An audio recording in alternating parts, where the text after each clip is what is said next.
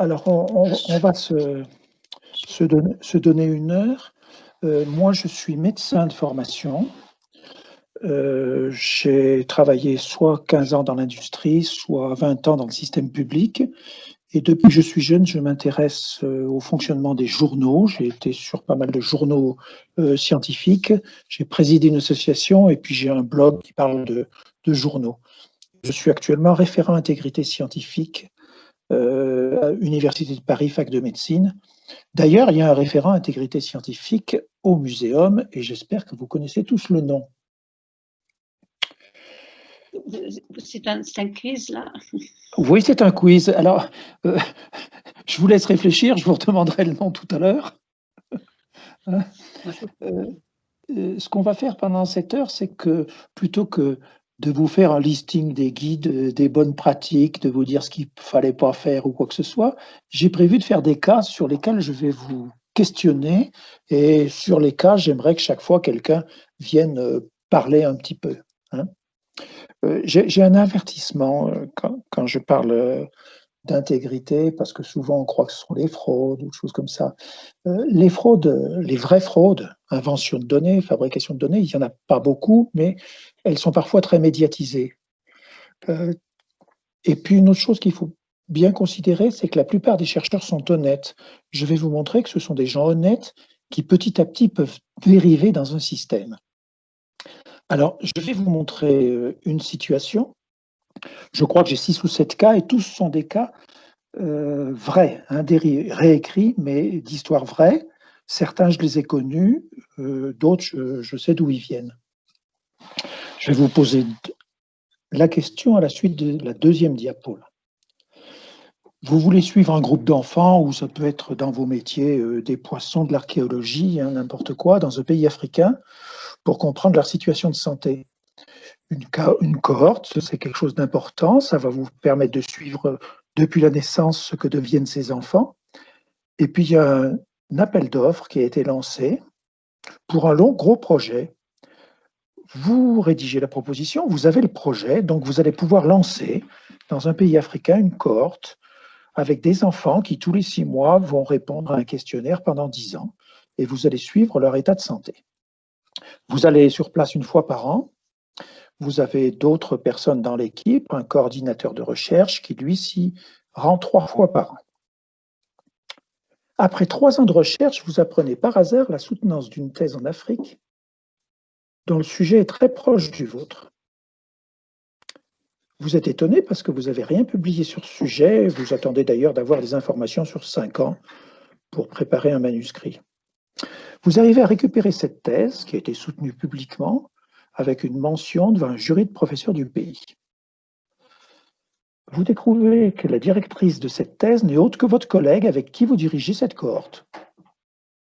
Vous constatez que l'étudiant était un des superviseurs des enquêteurs dans le pays africain et il passait dans les villages pour administrer le questionnaire. Que faites? Que faire? Est-ce que vous contactez quelqu'un?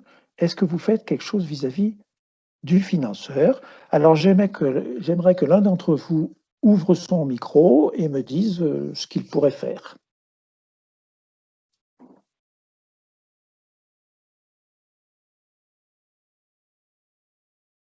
Vous m'entendez?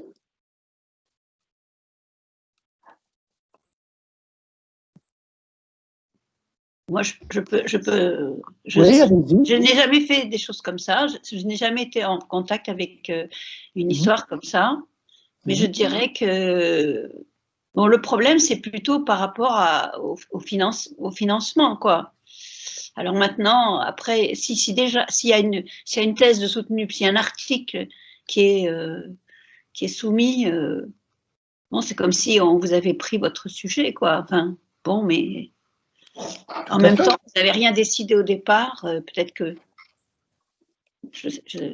à vrai dire, je n'ai jamais eu mais par contre, on a eu des gens qui nous ont copié des choses, quoi. Je peux en parler une autre fois. Si vous voulez partager une expérience, c'est non, on avait fait un travail, on l'a présenté en poster et les gens, ils ont publié en même temps que nous. Est-ce que, qu'on avait cloné, quoi. Et donc, ils savaient déjà où le trouver puisqu'on on avait donné la solution. est-ce que quelqu'un d'autre voudrait commenter?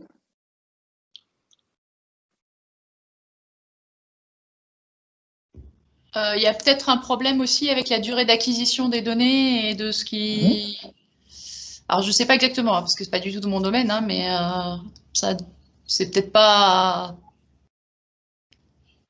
Au bout de 3 ans, ça veut dire que ce n'est même pas des données sur 3 ans, du coup. Hein. De toute façon, si c'est publié, c'est beaucoup plus court. Et que... Est-ce que ça a un sens encore de faire la publication? Je ne sais pas. Voilà, ça c'est... Oui, mais là, les données ont été utilisées sans vous prévenir, alors que vous êtes le responsable du projet. Il y a des gens proches que vous connaissez qui ont fait ça. Donc, vous dites rien, vous laissez faire. À mon avis, il y a plusieurs niveaux. Là. Il y a déjà un aspect éventuellement légal, un aspect moral. Et concernant l'aspect légal, ce qui serait intéressant de connaître aussi, c'est la structure de la collaboration dans le cadre du projet, comment il a été monté, comment sont évalués, comment sont réglés les partenariats. Est-ce qu'il y a des délégations d'action scientifique à des partenaires africains? Et puis il y a aussi l'aspect éthique de comment doit être menée la recherche en Afrique vue d'Europe aussi. Ça, c'est peut-être un petit peu à part. Donc, il y a un aspect peut-être légal sur l'aspect contractuel éventuel du contrat, donc peut-être avec le financeur, avec les collaborateurs, et puis l'aspect moral qui est peut-être un peu indépendant. Alors, éthique, morale, je suis tout à fait d'accord. Hein. Légal, ne sous-entendez pas qu'on puisse aller au tribunal, on ne s'en sortirait jamais. Hein. Non, c'est pas ça. Voilà. Oui, peut-être pas légal. Réglementaire, peut-être. Réglementaire, voilà. Hein. Donc là, vous laissez faire.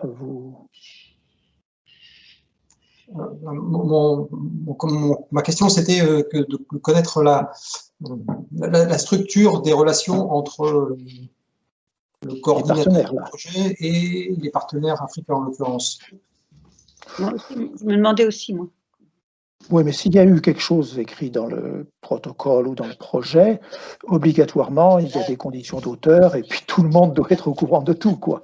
Le protocole ne va jamais dire on peut faire des trucs en douce. Hein. Non, mais c'est ça que je veux dire. En gros, voilà. Est-ce que les choses étaient explicites? Souvent, ça l'est pas. Hein. Alors, on n'aura jamais de bonne solution. Une des hypothèses aurait été de vous adresser au référent intégrité scientifique du muséum, que vous connaissez. Bon, alors la situation est un petit peu compliquée en ce moment, parce qu'il y a un appel à candidature donc, qui a été lancé il y a une semaine, donc il est en train de changer. Sinon, il est en train de changer. Sinon, par délégation, c'est Guillaume Lecointre. Voilà. Mais actuellement, justement, il y a un processus de désignation d'un nouveau référent. Donc, c'est Guillaume Lecointre qui est marqué sur le site officiel. Hein. Voilà. Entre guillemets par délégation actuellement, mais il y en a un qui est en cours de recrutement. L'intégrité scientifique, c'est en construction en France. Hein.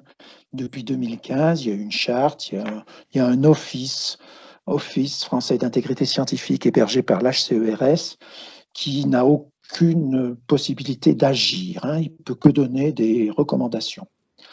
Et dans la loi actuelle de programmation de la recherche, il a été inscrit plusieurs choses sur l'intégrité, dont ce que j'ai copié là, loi qui n'est pas encore promulguée, mais actuellement, ça devrait être ça dans la loi promulguée, que tous les établissements de services publics de recherche devraient avoir des missions intégrité et monter ça. Donc, ça va peut-être redonner un booster pour repartir un petit peu. Je vais aller plus vite. Hein. Regardez, vous êtes un jeune doctorant dans une université française, alors on se met à la place d'un jeune, hein, mais vous avez passé 2 ans aux États-Unis dans le labo prestigieux avant de revenir en France, vous êtes enthousiaste et vous êtes en train de faire au muséum des expériences intéressantes qui vont être publiées dans une revue prestigieuse. Au fur et à mesure que vous complétez le manuscrit, votre directeur du département fait remarquer que l'acceptation de votre article aura pour conséquence des invitations pour vous, vos co-auteurs. On pourra avoir des financements nouveaux. Et il vous dit que vous devriez ajouter votre superviseur de l'université américaine comme co-auteur. Vous savez, vous étiez dans un labo prestigieux aux États-Unis, mais pourquoi on ne le mettrait pas, hein? Bien sûr, il n'a pas participé à la recherche, mais il est connu. Ça facilitera peut-être l'acceptation de l'article.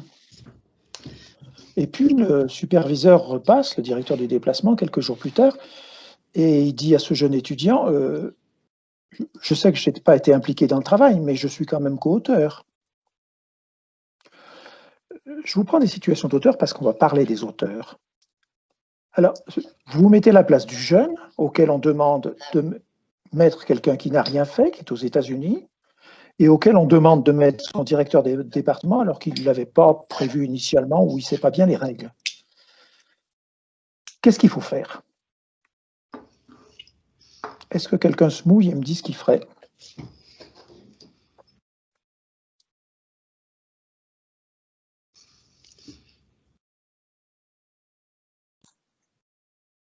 C'est peut-être un peu difficile de se mettre quelquefois dans la place d'un doctorant, par exemple, si c'est le cas.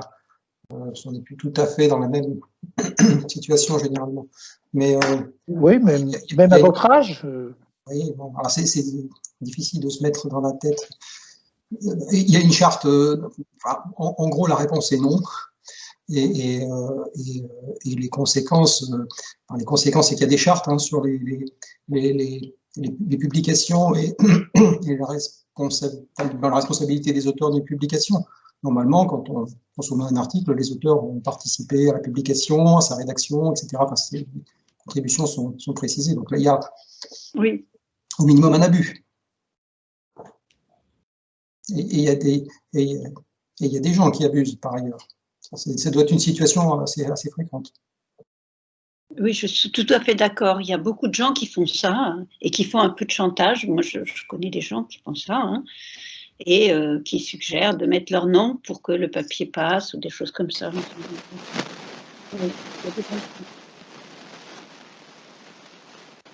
Une tâche de ne pas les fréquenter. Sinon, moi, je pense qu'il faut être assez cool sur les co-auteurs. Mais évidemment, quand c'est les directeurs, c'est peut-être plus... Après, c'est peut-être l'intérêt d'avoir le système de tutorat où l'étudiant peut aller voir quelqu'un sur lequel il y a moins de pression et avec lequel il va pouvoir discuter et éventuellement qui peut servir d'intermédiaire.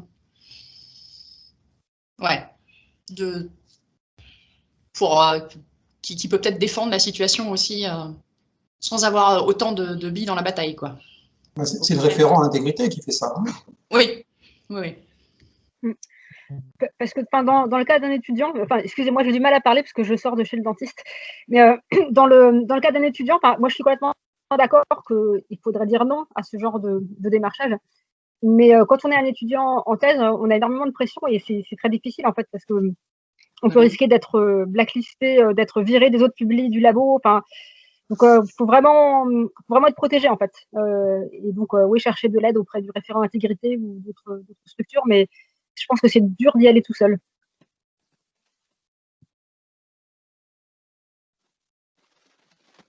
Le problème éthique, là, il est du côté ou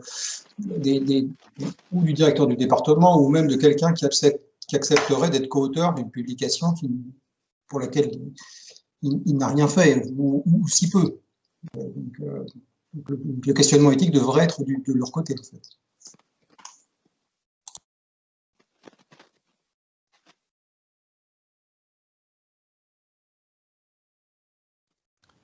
J'ai une observation en tant que jeune, pas encore thésard, mais pour ce qui est de la situation du directeur d'un autre labo étranger qui n'a aucun lien avec la publication, ça me paraît être logique de dire non.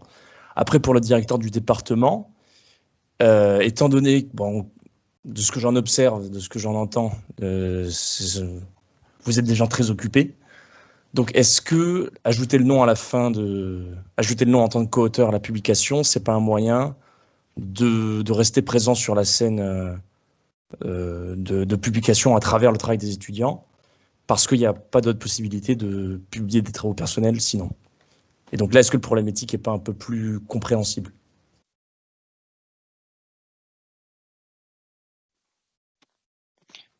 Alors, moi, je ne sais pas, mais par exemple, un directeur, ça peut aussi avoir aidé au financement du départ de l'étudiant, je ne sais pas, pour essayer d'avoir une bourse ou des choses comme ça, même s'il n'a pas travaillé directement. bon, on peut imaginer que ça peut, effectivement, ça peut se voir comme ça.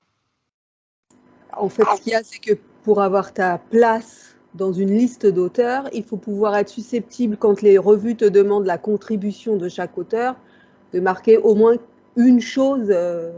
Donc, soit tu as apporté des échantillons, tu as apporté du financement, tu as fait des analyses ou tu as significativement contribué à la discussion du papier. Mais normalement, si tu peux cocher au moins une de ces rubriques, tu peux être susceptible d'être auteur. Mais si tu ne peux en cocher aucune, c'est de l'incruste. Sachant que apporter des financements, il y a des revues qui considèrent que c'est explicitement pas un des critères pour justifier d'être auteur. Et elles le disent dans les contributions, ça justifie pas un co-auteur. Oui, oui, j'ai vu ça. J'ai vu ça. Vrai.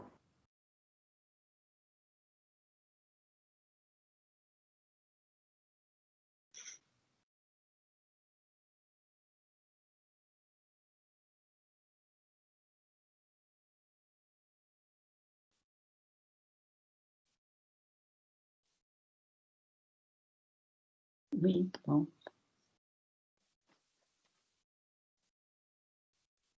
On a perdu Monsieur Maisonneuve. Je crois qu'on ne vous entend plus là.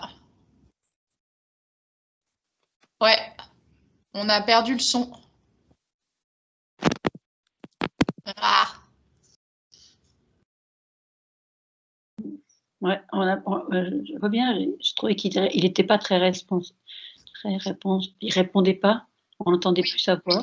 On réessaye une déconnexion, reconnexion, je suis désolée. Du coup, c'est peut-être ce qu'il y a de mieux à faire. Tout à l'heure, ça marchait, donc voilà, hop, j'arrive. Oui, d'habitude, le son fonctionne et là, parfois, le son ne passe pas.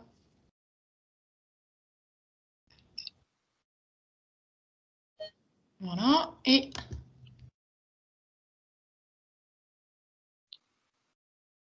Oui. Alors, pour l'instant, j'entends rien. Non, j'entends toujours rien. Ah, voilà. On n'entend pas. Non, on n'entend pas. On n'entend pas. Vous m'entendez? Oui. Oui. Ah, voilà. Bon, alors excusez-moi. Hein. Alors, excusez-moi pour ce petit problème technique. Ce que je voulais rajouter, et tous vos commentaires étaient plutôt très intéressants, hein. Ce que je voudrais rajouter surtout, c'est que l'étudiant, dans le cas qu'on vient de voir, est dans une situation où, quelle que soit sa décision, il est mal à l'aise. S'il dit non, il sait qu'il se met dans une position qui peut être compliquée, parce que son directeur lui a demandé. S'il dit oui, il se demande pourquoi on met quelqu'un qui n'a rien fait. Donc, les étudiants sont mis dans une position parfois difficile. Je vous ai parlé des auteurs parce qu'à l'INSERM, à la délégation à l'intégrité scientifique de l'INSERM, 40% des dossiers concernent des problèmes d'auteur. Le problème d'auteur, c'est peut-être la première cause de dysfonctionnement d'une équipe de recherche.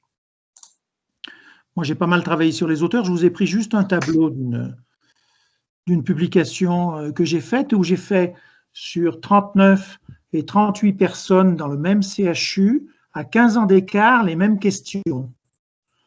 C'était une grosse étude, hein, et on leur demande, est-ce que vous avez participé dans une décision pour ajouter quelqu'un qui n'a rien fait, gift authorship?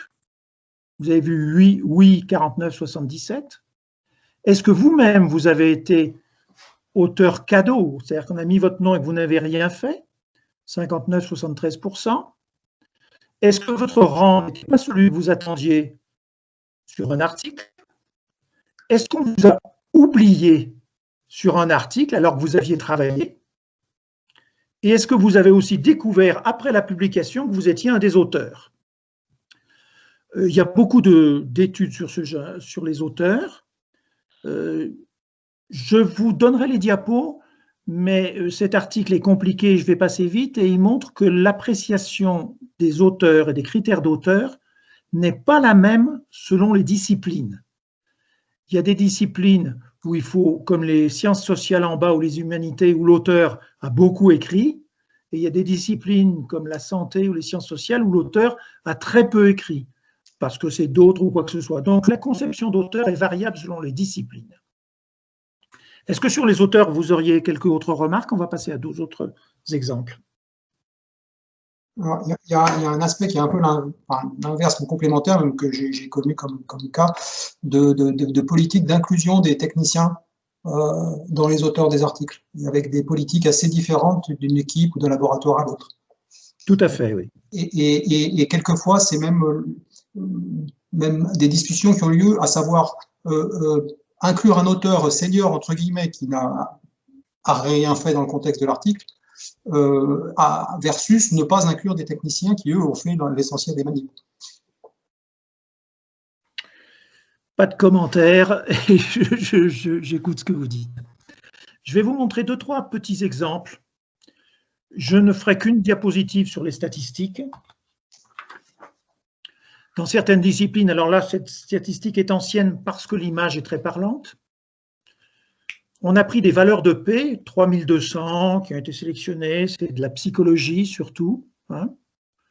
Et ces valeurs de P, on les a mises sur cette échelle. Vous avez la fréquence à gauche, 0, 50, 300 fois, le nombre, 300 fois.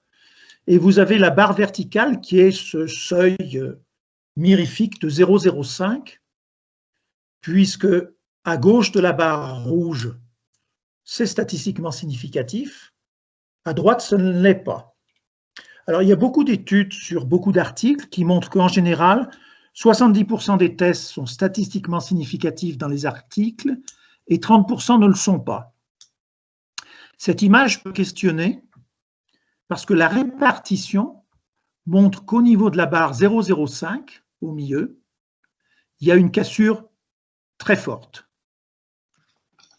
Certains vont même jusqu'à faire l'hypothèse que des 0,054 seraient devenus des 0,047. Ça vous surprend? Allô, vous m'entendez? Oui, on vous entend.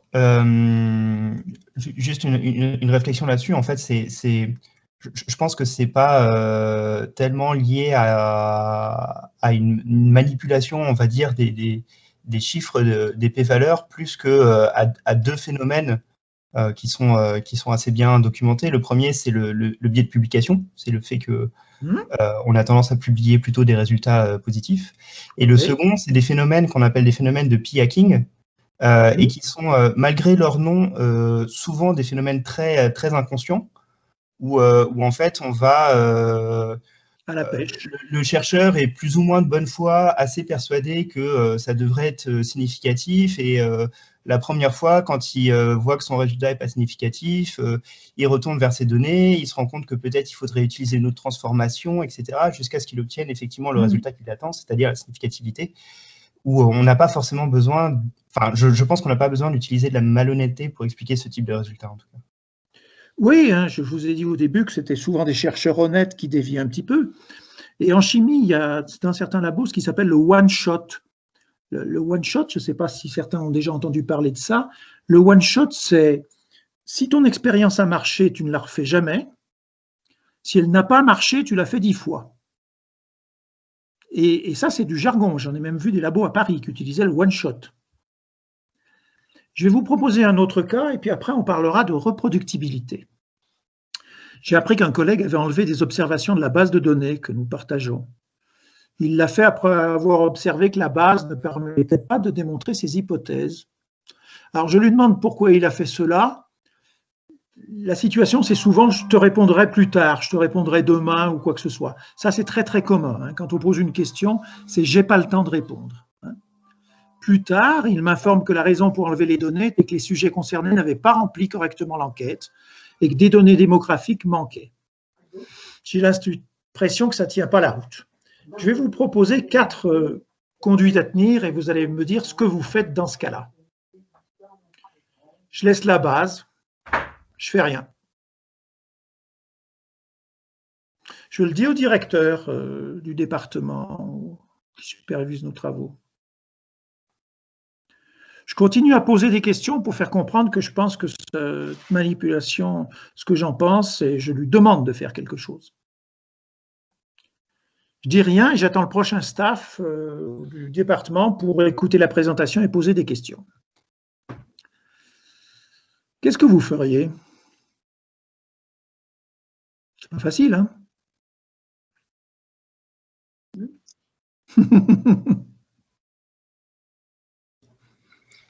Personnellement, je pense que le 3 est la meilleure solution. Oui, moi aussi. Je suis tout à fait d'accord. Alors, oui, je suis assez d'accord avec vous, hein. Il faut savoir que dans un groupe qui discute comme ça, on peut être aussi influencé parce que certains prendront le 1, hein, et puis ils passeront à autre chose, hein. Le 2, peu de gens vont oser, et le 4 aussi. Donc, votre réponse 3, elle est normale, elle me convient, mais sachez qu'un certain nombre vont prendre la 1. Alors, je vais vous poser des questions sur la reproductibilité. Alors, la reproductibilité, c'est extrêmement complexe parce que beaucoup de résultats ne sont pas reproductibles. Là, vous avez une enquête sur 1600 chercheurs auxquels on a demandé est-ce que vous savez reproduire ce qui a été publié. Alors, il y a beaucoup de données dans ce domaine. Ça a commencé par la psychologie, ensuite ça a été de la biologie fondamentale. Maintenant, mais ces questions de reproductibilité, elles ont à peine 10 ans, hein. Il y a 20 ans, on ne posait pas ces questions, hein. Donc, quand on pose à 1600 chercheurs la question « Est-ce qu'il vous est arrivé dans votre carrière de ne pas pouvoir reproduire quelque chose de déjà fait et publié ?» Les réponses sont environ 50 à 60% des gens, et là c'est par domaine, les 1800 ont été mis, et ils répondent « Oui, j'ai eu un problème pour reproduire une expérimentation ». Alors ce qui est marrant, c'est qu'en rouge foncé, c'est « J'ai eu un problème pour reproduire quelque chose qu'a fait un autre », et en rose pâle, « J'ai eu des problèmes à reproduire ce que moi-même j'avais publié ». Là, ça fait des chiffres hauts, hein, 50%. Donc là, c'est du déclaratif sur 1600 chercheurs dans un article de Nature. En gros, la moitié disent « Dans ma carrière, j'ai eu des situations dans lesquelles je n'ai pas pu reproduire quelque chose de publié ». Alors attention, ne faisons pas le gap que je n'ai pas pu reproduire, donc c'est fraudé ou bricolé. Il ne faut surtout pas faire ce gap-là, parce qu'on peut ne pas reproduire des choses de temps en temps pour des raisons diverses, de moments, de réactifs, de n'importe quoi. Donc, je ne suis pas en train de dire que la non-reproduction veut dire bricolage, fraude systématiquement. Et la deuxième question sur laquelle je vais vous demander de répondre, quelles sont les raisons qui expliquent que la recherche ne serait pas reproductible? Pas toujours reproductible. Je vais vous montrer ce qu'ont répondu ces gens-là en leur demandant pourquoi ce n'est pas reproductible. Alors voilà les raisons qu'ils donnent. Toujours, c'est du... Et de temps en temps, c'est le rose clair. Alors la première raison, 50%, 60%, c'est le selective reporting. C'est un petit peu ce qu'on commençait à dire tout à l'heure sur les stats. On a sélectionné dans l'article ce qui nous arrangeait. La deuxième, c'est la pression à publier. La puissance statistique ou la mauvaise analyse, c'est qu'on ne l'a pas assez répliqué dans le labo, c'est qu'il n'y a pas assez d'encadrement, que les méthodes ne correspondent pas, que le design est mauvais, et la fraude, c'est plus bas. Et ça, je le comprends, la fraude, ce n'est pas très fréquent. Je vais vous montrer un autre exemple. Animal. Certains d'entre vous peut-être approchent la recherche animale. La recherche animale aussi pose un certain nombre de problèmes. Cette diapo, chaque fois je vous ai mis les références et je vous donnerai mes diapos. Cette diapo, c'est des modèles animaux d'une maladie humaine qui s'appelle, peu importe, la sclérose latérale amyotrophique, mais maladie humaine pour laquelle nous n'avons aucun médicament, donc il n'y a rien. Et en bleu-vert, vous avez des expérimentations qui vous montrent la survie de souris qui est augmentée de 10, 20, 30%, avec les molécules qui sont à gauche. Donc, on fait chez la souris des expérimentations et on montre que la survie est augmentée sur ce modèle sclérose latérale amyotrophique de 10 ou 20%, et tout ça, c'est publié. Sur les bases de ces études animales, pour ces 9 molécules, on a commencé des essais humains. Petits, parce qu'il n'y a pas beaucoup de malades, et très complexes. Mais dans les 9 cas, mis à part peut-être le riluzole sur certains points, mais dans les 9 cas, rien n'a marché chez l'homme. Donc, on se questionne, on se dit quand même, quelque chose 9 trucs qui marchent chez la souris, il n'y en a même pas un qui marche chez l'homme. Quel est le problème? Et alors là, c'est là que c'est M. Perrin et d'autres, ils ont le laboratoire aux États-Unis qui a décrit le modèle souris sclérose latérale amyotrophique et qui est un laboratoire de référence. Il a un grant de plus d'1 million de dollars pour refaire les 9 expériences. Ils refont dans le labo de référence les 9 expériences et ils trouvent les résultats qui sont en noir.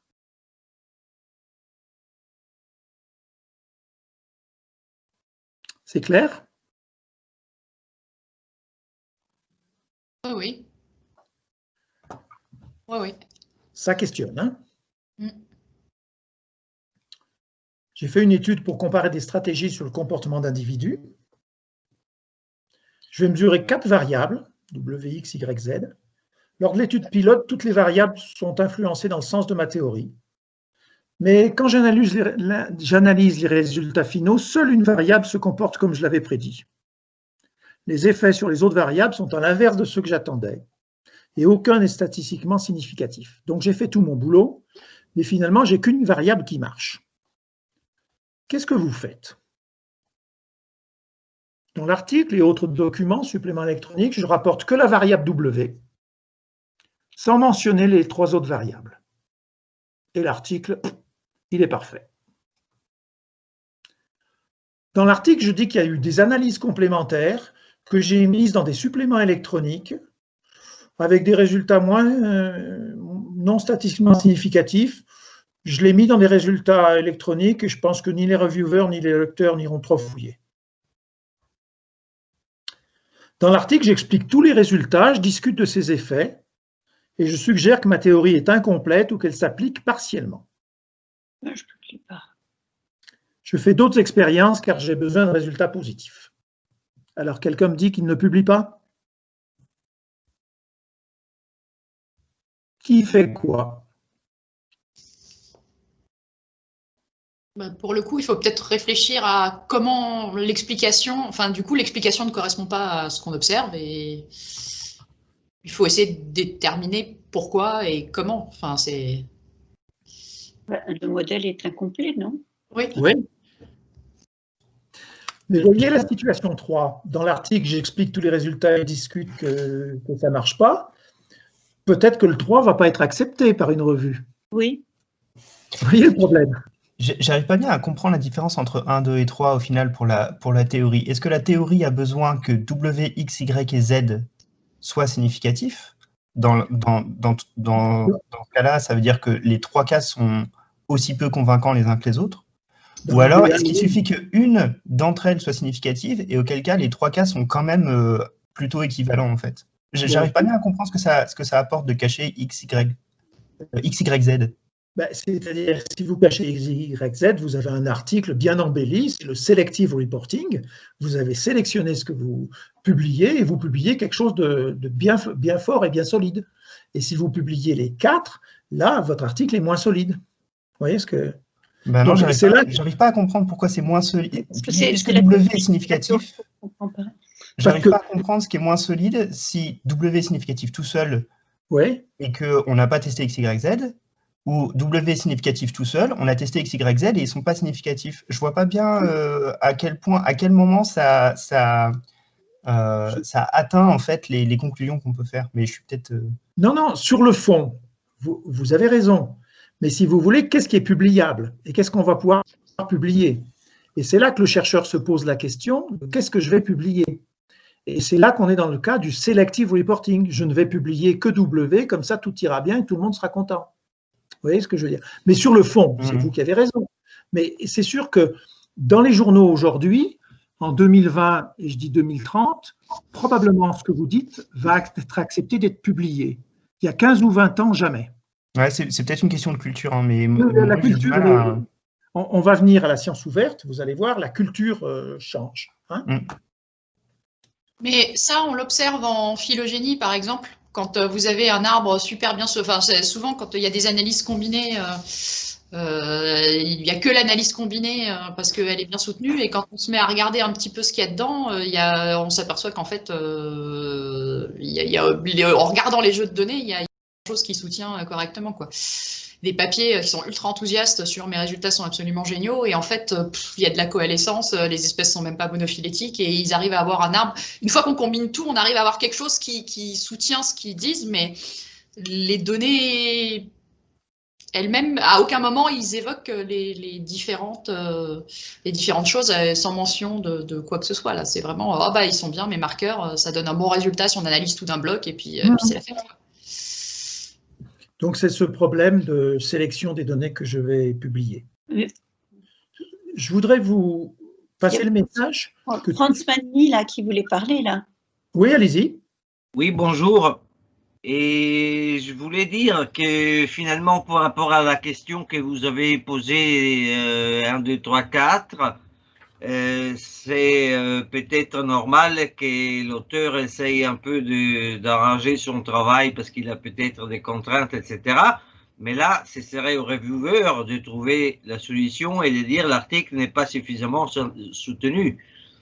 Donc, vous dites, oui, peut-être qu'il y a d'autres informations complémentaires dans les supplementary materials, comme c'est l'usage maintenant.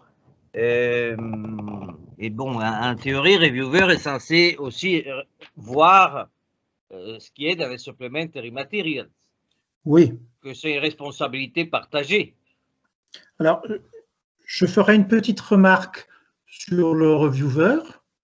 J'adhère à ce que vous dites, mais il faut savoir que le peer review part d'un principe de base, c'est que les données transmises sont honnêtes. Je veux dire, le reviewer ne peut pas aller dans le labo à la paillasse, ne peut pas aller chercher des données, et ni la revue. Donc, on est à mi-chemin entre ce que vous dites et ce que j'argumente là. Le peer review, s'il va dans les supplementary data, il aura de quoi moudre, et là, il doit prendre des décisions. S'il n'a pas les supplementary data, il est obligé d'accepter ce qu'on lui donne sans dire est-ce que vous aviez, il ne peut pas même pas questionner. Est-ce que vous aviez d'autres variables? Parce qu'il aura la réponse non, il n'y avait rien d'autre. Donc, c'est une des limites du peer review qui ne peut pas aller dans les données sources. Bon, dans une certaine, je dis encore une chose et après je vous laisse continuer, je ne peux pas vous retarder, mais à une époque, j'étais directeur d'une revue scientifique américaine. Il y a eu des doutes par rapport à des tableaux où les données paraissaient bizarres, etc. Et les reviewers m'ont demandé d'être intermédiaire auprès de l'auteur et de lui faire envoyer les raw data, donc c'était des séquençages en l'occurrence. Et finalement, j'ai réussi à le faire. Effectivement, il y avait des problèmes dans les données de base. Mais il est possible d'avoir accès à ces données de base et l'auteur s'y engage quelque part. L'auteur s'y engage, je suis d'accord. Mais il a aussi démontré que beaucoup d'auteurs qui s'engageaient ne les donnaient jamais. Il y a des limites à tout. Oui. Alors, plusieurs messages que je voudrais vous donner. Un autre message, c'est que dans toutes les disciplines, il y a des problèmes. Il n'y a pas des disciplines qui aient moins de bricolage que d'autres. Hein. Elles sont différentes d'une discipline à l'autre. Là, j'ai pris un exemple du management, oui, d'un Journal of Management. Ils ont pris 142 thèses de leur institut de management et ces 142 thèses ont été toutes publiées dans 83 revues. Et ils ont compté les hypothèses testées dans les thèses, 1978, et ils ont compté les hypothèses qui étaient dans les articles publiés à partir de ces thèses.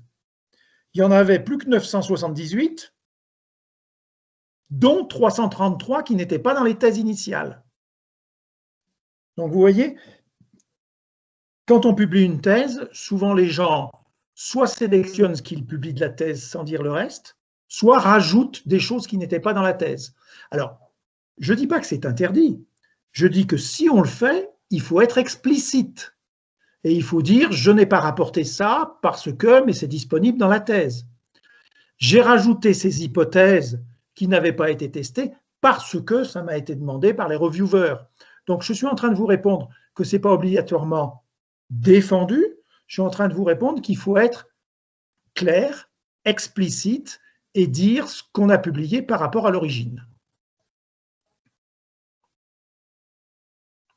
Je vais vous parler un tout petit peu de l'art de la citation. Le plus gros problème en volume, ce sont souvent les auteurs. La citation est un problème totalement méconnu, totalement sous-estimé et qui pose de gros problèmes sur l'évolution de la science. Je vais vous montrer 2 données, mais il y en a énormément. Les enquêtes sur ces sujets sont extrêmement complexes et là, c'est 100 000 chercheurs qui ont été contactés, toutes disciplines confondues aux États-Unis. Ça a été très long par Eric Fong. Il a eu 12 000 réponses, il y a énormément de choses. Et là, c'est uniquement demander à des auteurs dans les sciences de la santé en bleu, dans les sciences de l'ingénieur en rouge, dans les sciences générales, je n'ai plus en tête exactement en vert, dans les sciences sociales en violet et dans le management business en bleu plus clair. Est-ce que vous avez déjà ajouté des auteurs au manuscrit, des auteurs qui n'ont rien à faire? 30%. Est-ce que vous ajoutez des auteurs dans les grandes? Peu importe ça. Est-ce que vous faites de la coercive citation? La coercive citation, c'est j'ajoute des citations dans l'article à la demande de la revue pour faire monter son facteur d'impact. Et est-ce que aussi vous ajoutez des citations, pas de citation dans vos articles, citations qui n'ont rien à voir avec ce que vous faites? Donc on sait que dans les citations, il y a énormément de problèmes. Je vais vous en montrer 2. Ça, je serai très rapide parce qu'il y a beaucoup d'études là-dessus. Là, c'est un tout petit exemple de 2 équipes, une belge et une hollandaise, qui travaillent depuis très longtemps sur le même sujet, et ce sont les 2 seuls au monde à travailler sur ce sujet. Ça arrive. Hein. Et les liens entre les ronds, qui sont les noms des auteurs, sont qui a cité qui. Donc on voit que dans les 2 études des 2 équipes en compétition, elles ne citent jamais l'équipe d'en face, mais elles s'auto-citent leur propre équipe. Sur les liens de citation, il y a énormément de données. Et je vais vous poser la question, à la place de ce X, vous mettez quel chiffre? Il y a énormément d'études sur les citations qui ne contiennent pas ce qu'on leur fait dire. C'est-à-dire qu'on va chercher dans l'article, et il vient d'en sortir encore une sur des articles de Science, Nature et PNAS, qui donnent les mêmes données. Donc vous allez chercher les citations à la fin de votre article, vous les sortez et hop, il n'y a pas ce qu'on s'attendait. Vous mettriez quel chiffre à la place du X? Quelqu'un me donne un chiffre? 30. 30. Oui. Vous êtes parfait. Vous êtes parfait. Il y a beaucoup d'études qui montrent que 25% des citations ne contiennent pas ce qu'on leur fait dire. Et le 25% en général, selon les études, c'est la moitié de ces 25%, ça n'a rien à voir. Et la moitié de ces 25%, c'est on a déformé les messages. Ça, c'est un problème très sous-estimé parce que ça fait avancer la science d'une façon un petit peu particulière. Avec Pierre Corvol, j'ai pas mal travaillé sur l'intégrité, on a essayé de résumer ce qui se passait.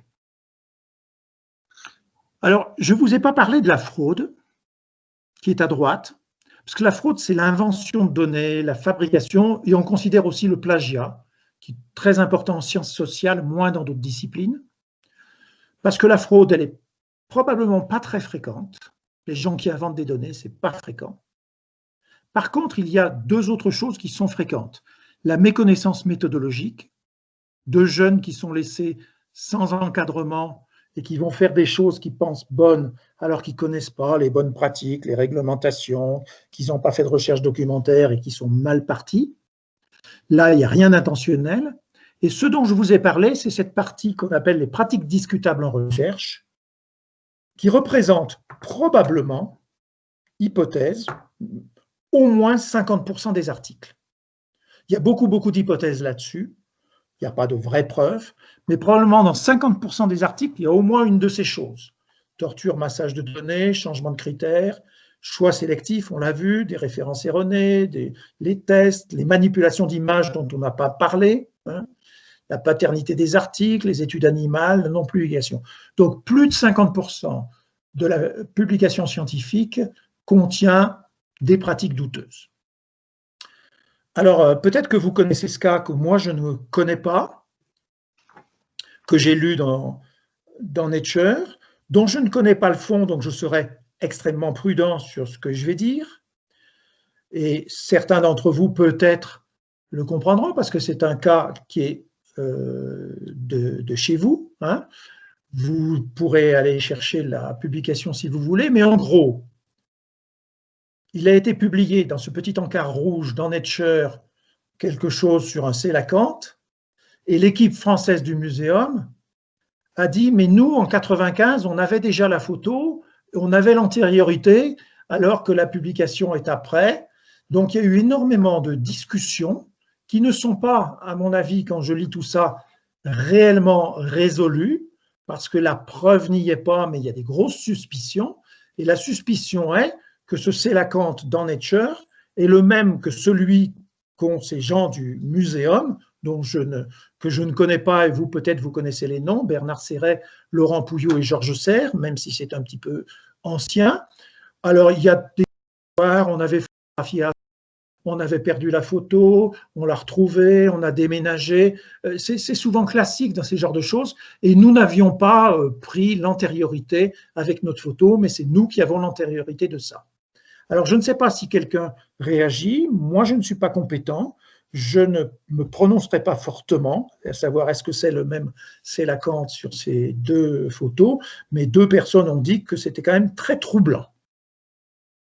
Est-ce que je choque quelqu'un dans l'assistance? Il y a quelqu'un qui veut parler. Toujours Franz Mani. Non, c'est la main est restée élevée, excusez-moi, je vais la baisser. D'accord, ok.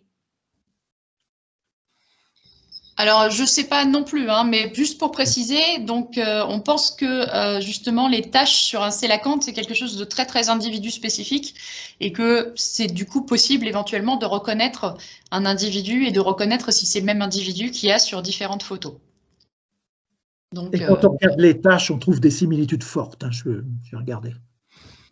C'est comme l'histoire du HIV, le virus qui a été séquencé aux États-Unis, c'était le virus qu'avait isolé Montagnier à Paris. Et donc, c'est le virus qui a été envoyé par Montagnier à l'équipe américaine, qui a été… enfin, voilà, ça c'était clair. Bon, c'est quelque chose que tout le monde sait maintenant. Voilà, alors, bon, l'histoire… Il n'y a aucune différence dans la séquence, quoi, c'est ça. Vous irez chercher la publication et vous verrez toute l'histoire. Il nous reste 10 minutes. Je voudrais juste donner quelques messages et montrer, se poser la question, est-ce que c'est la science ouverte qui va nous sauver? Hein? Parce qu'on est dans une culture que l'on appelle « publish or perish ». Et vous connaissez, l'article maintenant a un statut, l'article a une valeur marchande. Hein? Donc le problème, c'est publier, ce n'est pas obligatoirement pour certains s'assurer de la qualité des recherches.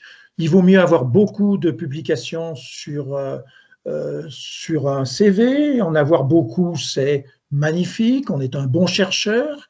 En avoir peu, on est un mauvais chercheur. Donc vous connaissez tout ce système de… Alors certains disent, j'en fais moyennement partie, je ne suis pas tout à fait convaincu moi, hein, que le monde académique devrait s'ouvrir et devrait être transparent, science ouverte, et il y a énormément de recommandations, et qui font une petite musique de fond à laquelle moi je suis très sceptique, qui disent que la science ouverte va permettre de résoudre beaucoup de ces pratiques douteuses de recherche. Alors, je ne suis pas capable de vous dire oui ou non, et je ne sais pas si quelqu'un l'est. Moi, je reste assez réservé sur ça, et je vais vous montrer un exemple de science ouverte. Alors en France, la science ouverte, bien sûr, on en parle tous, hein. Il y a des plans de la science ouverte de Madame Vidal. Moi, je suis assez en faveur de la science ouverte. Ça, je n'ai pas beaucoup d'état d'âme pour beaucoup de choses. Mais la science ouverte, c'est la diffusion sans entrave des publications et des données de la recherche. On est d'accord là-dessus. Et tout le monde est d'accord et tout le monde dit c'est fantastique.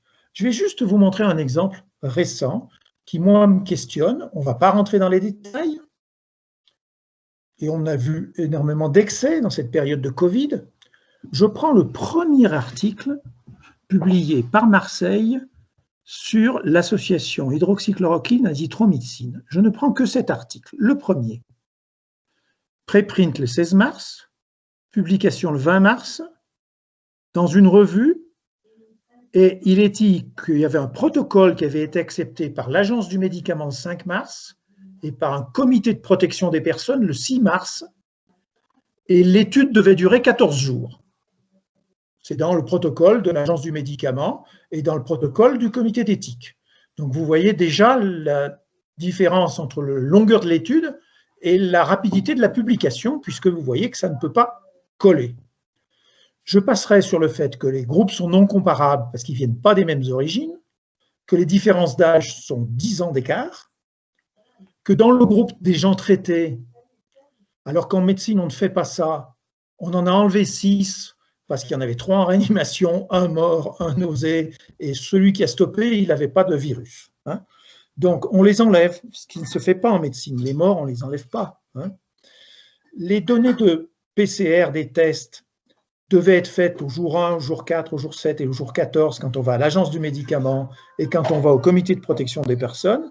Mais dans l'article, ce ne sont pas les mêmes jours, 3, 4, 5 et 6, et l'article dit « les données cliniques complètes seront publiées plus tard ».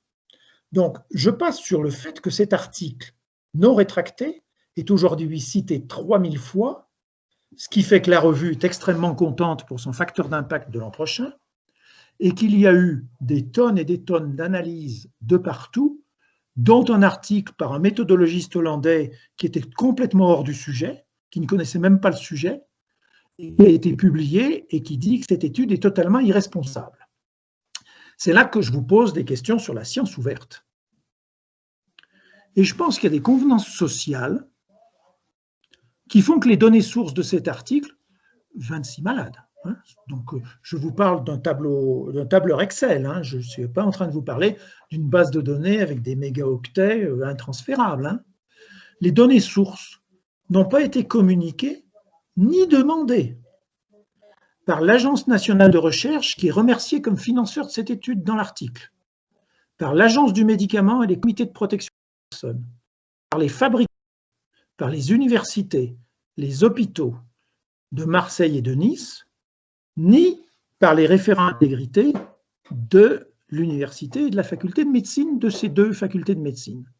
Donc je suis en train de vous dire que devant quelque chose qui pose un problème, qui a créé une panique mondiale, on est en train de nous faire des grands-messes sur la science ouverte, nous dire qu'il faut donner les données sources, qu'on peut les voir et les réanalyser, mais quand on prend un cas plus que très simple, je peux m'interroger.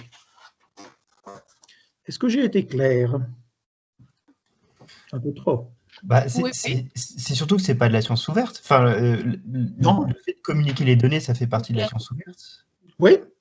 Enfin, pour moi, ça c'est pas un échec de la science ouverte, c'est un échec, enfin, plutôt des méthodes, je ne sais pas comment qualifier, des méthodes de l'ancien monde, quoi, des méthodes de, enfin, non, je voudrais pas le dire comme ça, mais enfin, pour moi, justement, la science ouverte essaie de lutter contre ce genre de problème, justement, en demandant à ce que les données soient systématiquement publiées.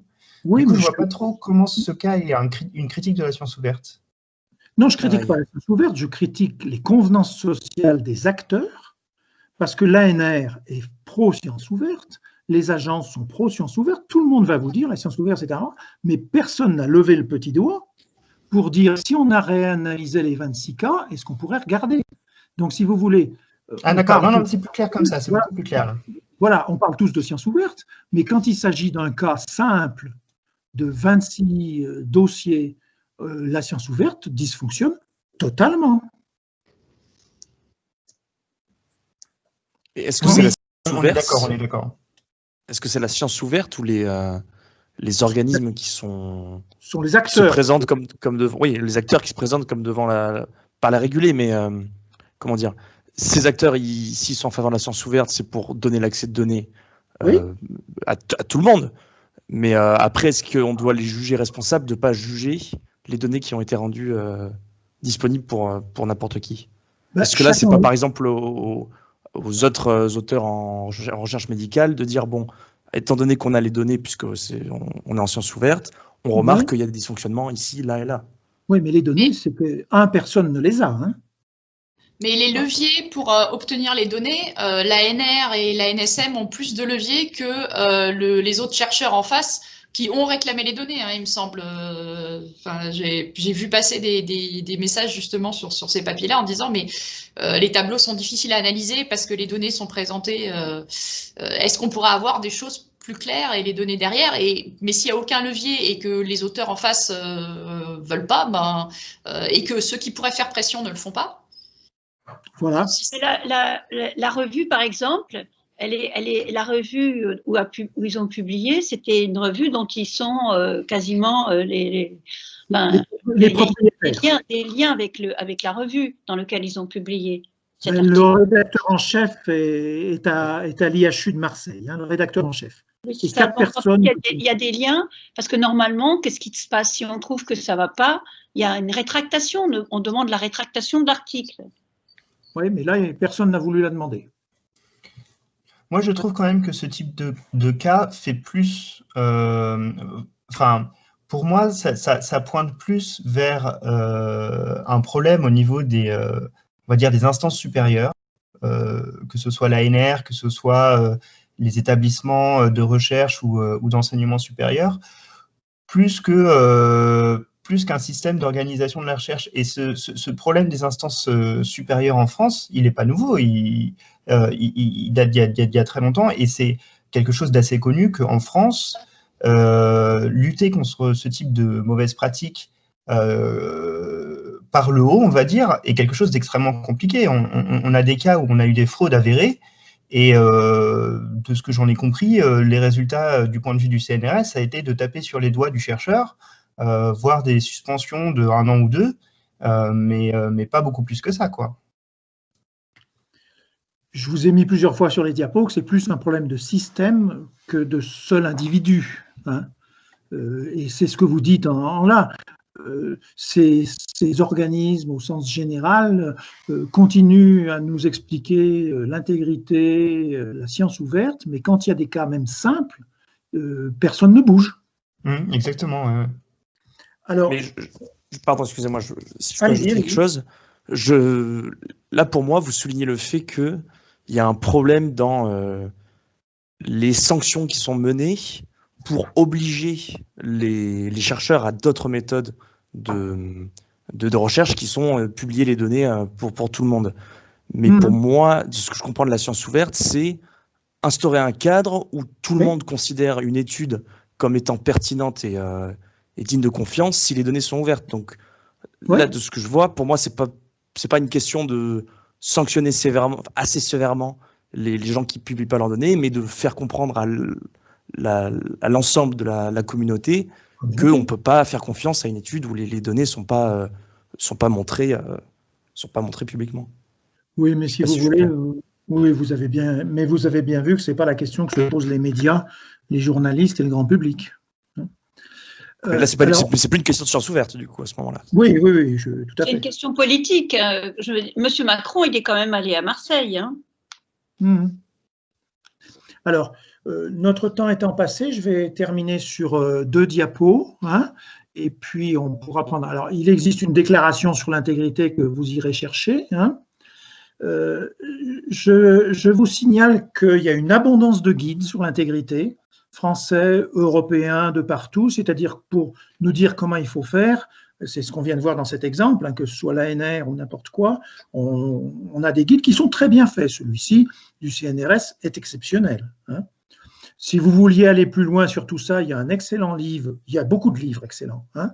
Il y en a un qui est celui de Chris Chambers, qui prend tous ces problèmes de science et qui les décortique relativement bien et qui est très accessible.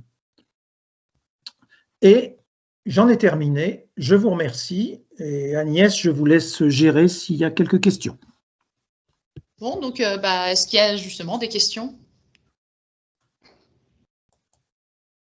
Je pense qu'on a quand même pas mal débattu. On a quand même pas mal débattu dans ce... Mais si quelqu'un... Franz Mani, peut-être? Oui. Oui, bon, et donc je reviens rapidement. Effectivement, au muséum, il y a actuellement un appel à candidature pour le poste de référent de l'intégrité scientifique. Et alors, c'est vrai que ça m'intéresse un peu, donc j'ai participé à cette présentation. Et mon orientation par rapport à ce genre de questions, elle est plutôt du type empirique. Hein, elle est basée sur ce que je vois faire dans mon laboratoire et ce que j'ai vu faire dans d'autres occasions, etc. Donc, c'est vrai qu'un discours normatif comme vous le faites, et quelque part, il fait un peu froid dans le dos parce qu'on s'aperçoit que les problèmes sont, sont nombreux. Et de la même manière, je ne vois pas tellement comment les mauvaises pratiques puissent être vraiment éradiquées parce qu'elles font partie du système. Je veux dire, je connais des gens qui vont se présenter sur un poste de professeur parce qu'ils ont publié un article bidouillé. J'ai démontré que cet article était bidouillé, du coup je suis visé aussi, etc. Rajouter les auteurs parasites, ça arrange tout le monde, c'est une monnaie d'échange. On est dans un milieu qui paupérisait, qui fonctionnait mal, et la monnaie d'échange, c'est l'authorship. Donc, tu as fait un truc pour moi à une autre occasion, je ne t'ai pas mis co-auteur parce que l'article a foiré, je t'ai mis co-auteur cette fois-ci, comme ça tout le monde sera content. Donc, il y a tout un tas de petits équilibres que si vous allez les casser, du coup, la machine s'enraye. Alors, je pense que le point principal devrait être vraiment sur la volonté de nuire aux autres par des publications fausses, des groupes concurrents, etc. Donc, d'avoir un peu de bienveillance quand même par rapport à ces pratiques, parce qu'elles sont pas... Elles ne reposent pas forcément sur un manque d'intégrité, mais elles sont générées par un système qui avance d'une manière pas toujours respectueuse des uns et des autres, où il faut se débrouiller. Oui, mon message, c'était même ma première diapo. Hein. La plupart des chercheurs sont honnêtes et c'est dans un système qu'il y a des dérives. Cet article sur le du journal Management que je vous ai cité explique la dérive progressive du chercheur au cours de sa carrière. Et là, on l'a vu aussi par des remarques de votre groupe aujourd'hui. Je suis extrêmement confiant de ce que j'ai entendu de notre jeune collègue qui a eu plusieurs interventions, parce que peut-être ce n'est que par une jeune génération qu'on pourra bouger, parce qu'il voit différemment le monde de celui qu'on a eu. Et j'ajoute une deuxième remarque que je mettais. Un autre problème, à mon avis, de tout ça, vient de la multiplication énorme des revues scientifiques. Des revues, oui.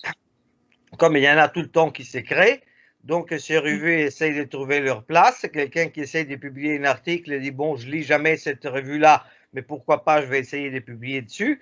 Mais non, les vrais problèmes de tout ce nombre de revues qui surgissent tout le temps, c'est qu'elles n'arriveront pas à avoir un bon reviewage. Et même les bonnes revues ont du mal à avoir un bon reviewage. Donc, si je dois reviewer un article vraiment sérieusement, je mets 3 jours. Je n'ai pas toujours 3 jours. Donc, en général, je décline. Donc, du coup, on ne m'invite plus. Mais, mais ceux qui font ça en 5 minutes, il y en a aussi. Donc, ils lisent très attentivement un paragraphe et ils font des commentaires là-dessus. On a l'impression qu'ils ont lu. Mais le problème du reviewage, c'est quelque chose qui va, au cours du temps, devenir de plus en plus grave. En réalité, rien n'est lu. Je ne sais même pas si les lecteurs des articles lisent vraiment les articles. Seul qui lit l'article est l'auteur, peut-être. Donc, ça, je ne sais pas quelle pourrait être la parade par rapport à ça. Grégoire Magnel a peut-être une question aussi? Oui, j'aimerais revenir sur le point dont parlait Pierre Bonamy de Villemeury, pardon. Tout à l'heure à propos du X significatif et de YZ qu'il n'était pas et s'il fallait le publier ou pas. La question là, c'est parce qu'on n'a pas répondu à la question tout à l'heure. Ce qu'il faudrait faire, c'est tout publier. Le problème, c'est juste la parcimonie de la théorie qui est pas assez bonne parce qu'elle ne permet pas d'expliquer les trois autres variables. Donc, ce qu'il faudrait, c'est tout publier, mais du fait du publish au perish, on veut prendre que le X. Et donc, par rapport à ça, ma question, ça porte aussi sur le déséquilibre entre p-value significative et pas significative. Là, le problème, c'est juste, comment dire, c'est juste la manière dont on a de publier et à quel point la pression est mise sur les chercheurs et sur le fait d'avoir des résultats positifs rapidement pour plaire aux publications. Donc, est-ce qu'on peut parler de mauvaise pratique quand c'est juste la manière qu'on a de considérer la publication qui est fallacieuse, si je peux dire. Toutes les opinions et réponses sont possibles, mais si vous voulez, vous avez raison, il faudrait tout publier, je suis d'accord. Mais si vous publiez que la variable qui marche, vous aurez une revue à meilleur facteur d'impact que si vous publiez tout. C'est malheureusement, ce que je vous dis est triste. Hein? Je pense qu'un des soucis avec ça, c'est qu'on a, surtout, je pense que c'est particulièrement le cas dans les sciences du vivant, et dans on va dire, certains domaines des sciences du vivant, notamment la partie expérimentale, on va dire, il y a une espèce d'obsession de la démarche hypothético-déductive, oui, et de vouloir absolument formuler un article selon la démarche hypothético-déductive, alors qu'on sait très bien qu'il y a tout un tas d'autres démarches qui s'appliquent tout à fait bien à la biologie, autre que cette démarche-là. Non pas qu'elle soit problématique, c'est une démarche qui est tout à fait raisonnable, mais il y a des tas de moments où avoir une démarche beaucoup plus exploratoire, beaucoup plus, on va dire, purement inférentielle, c'est quelque chose qui est tout à fait légitime et qui parfois a du mal à passer auprès de collègues biologistes qui ont tendance à vraiment être enfermés dans un problème. C'était quoi l'hypothèse ? Oui, et autant c'est très bien d'avoir des hypothèses et de faire des expériences pour répondre à ces hypothèses, mais des fois, on sait très bien que les articles, finalement, sont retransformés avec une narration où, en fait, on va dériver l'hypothèse des résultats et écrire l'article comme si on avait suivi une démarche hypothético-déductive, alors que ce n'est pas ce qui s'est vraiment passé. Et à force de lire des articles comme ça, on a envie de les écrire de la même manière, et je pense que c'est aussi ça, il y a un effet pervers de ce truc-là. Mais ça c'est dur d'y échapper. Hein. C'est dur d'échapper à ça, parce qu'on essaye de faire toujours une histoire quand on publie, non? Une histoire logique. Oui, mais on peut faire des histoires. Alors, c'est sûr qu'il faut écrire un article. Enfin, écrire un article, c'est aussi la communication. Donc, si on arrive à avoir un petit peu de narration, c'est sûr que ça permet aussi de mieux faire passer des messages, etc. Je ne pense pas qu'il y ait vraiment de problème fondamental avec ça. C'est juste qu'il ne faut pas faire passer ça avant les résultats, quoi. Mais le descriptif, Vas-y, Agnès. Le descriptif, c'est pas très bien considéré, mais il y a énormément de questions sur lesquelles, pour pouvoir tirer une conclusion un jour, il va falloir qu'on accumule des millions de données et pouvoir mettre juste voilà un jeu de données, à peu près la description du jeu de données. Ce jeu de données-là, il pourrait être très utile dans le futur s'il est fait correctement, mais il se prête pas forcément à tirer des conclusions. C'est comme les grands projets qu'on fait, par exemple, en Barcode ou en Barcode of Life ou des choses comme ça, où la puissance du projet, c'est que y a des centaines de chercheurs qui rajoutent des données et que maintenant on a une masse critique. Mais chaque sous-ensemble de données n'est pas toujours parfait, et parfois il y a des données qu'on garde un moment en se disant on va peut-être finir par trouver un truc à raconter avec, alors qu'elles seraient peut-être utiles à quelqu'un quelque part si on les mettait en disant voilà. C'est disponible. Et en tant que reviewer aussi, on peut avoir un rôle là-dedans en disant voilà, la personne en face, les résultats, il a présenté plein de choses. C'est pas très significatif, mais bon, au moins on sait que quand on teste ça comme ça, bah, c'est pas significatif et ça va éviter à quelqu'un d'autre de se refaire l'analyse à côté. En tant que reviewer, ne pas juste se laisser séduire par les belles histoires où on a un super soutien, c'est peut-être ça, on peut faire quelque chose. Oui, parce qu'en fait, je pense que c'est ça, c'est que les résultats négatifs ne sont pas souvent publiés, quoi. Enfin, ça c'est sûr.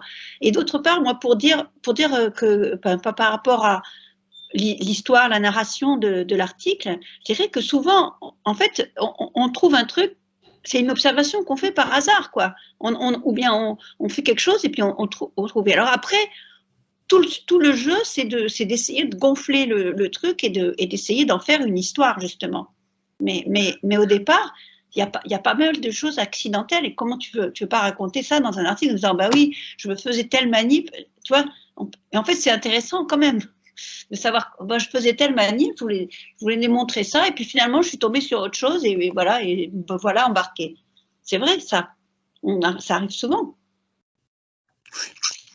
Je pense que ça m'arrivait, moi, donc il n'y a pas de raison que ça ne pas arrivé à plein d'autres gens.